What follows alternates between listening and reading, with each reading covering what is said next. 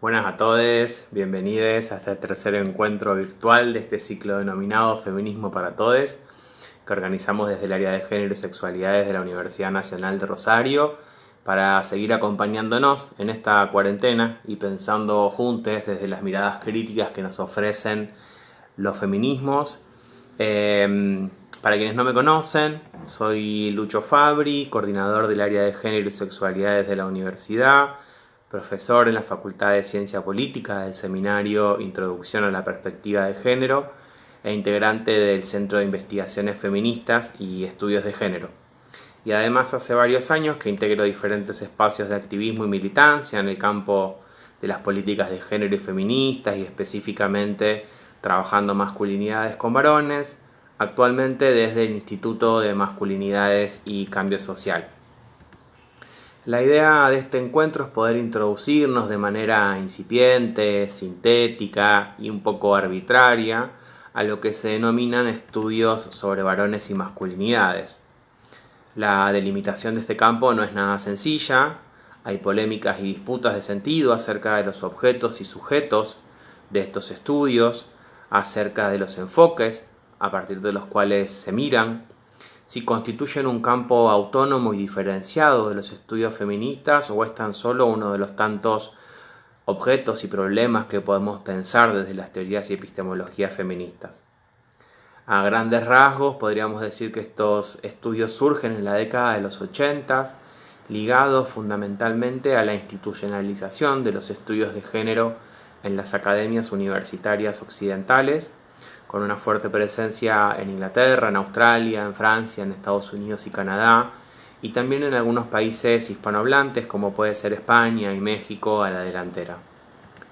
Rodrigo Parrini, un antropólogo chileno residente en México, afirma que los estudios de masculinidad se encuentran atrasados teórica y políticamente respecto a los estudios de género feministas y queers.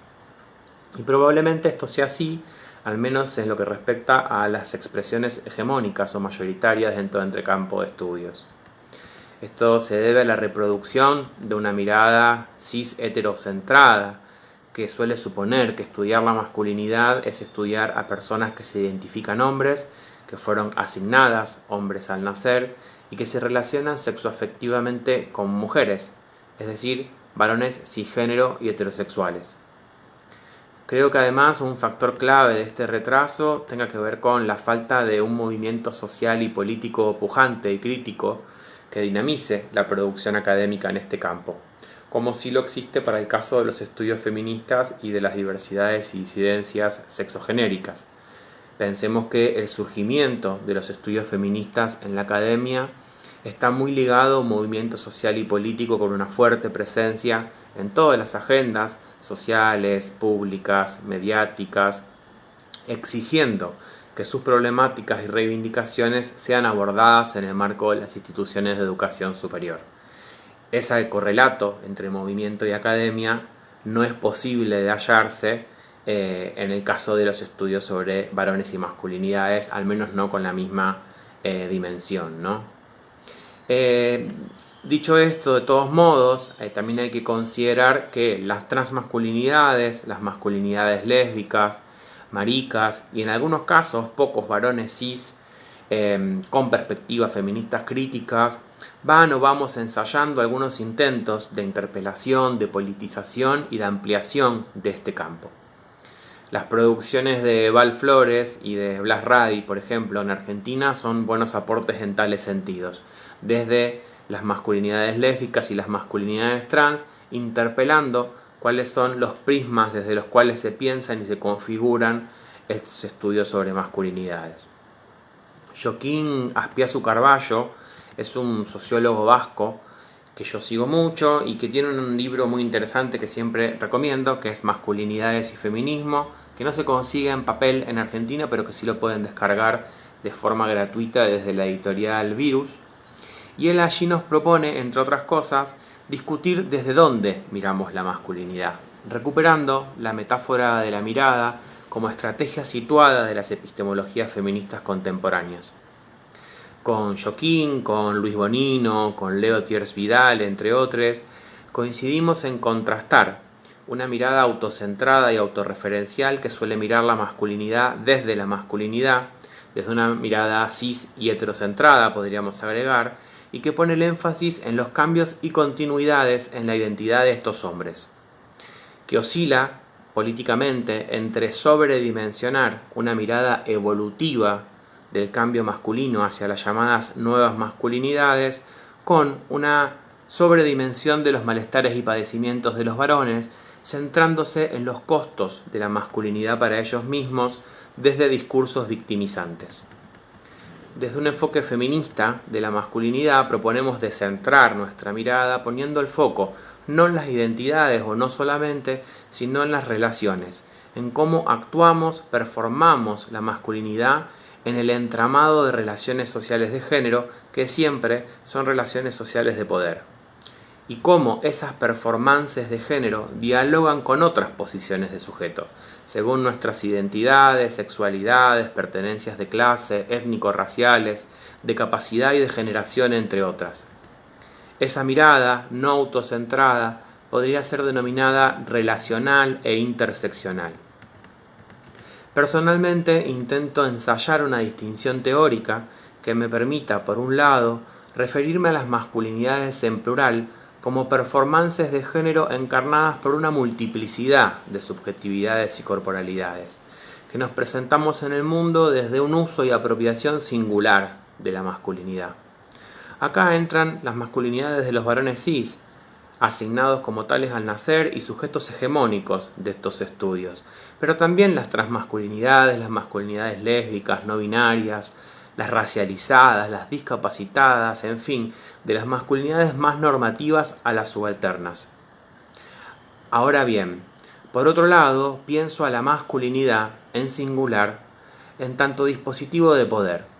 No es la masculinidad de uno u otro sujeto, sino un sistema, un conjunto de discursos y de prácticas orientado a producir relaciones desiguales y jerárquicas, y que se orienta a la producción, a la socialización, a la educación de las personas asignadas como varones al nacer, en la idea, en la creencia y en la convicción de que los cuerpos, los tiempos, las sexualidades y capacidades de las mujeres y personas feminizadas deberían estar a nuestra disposición.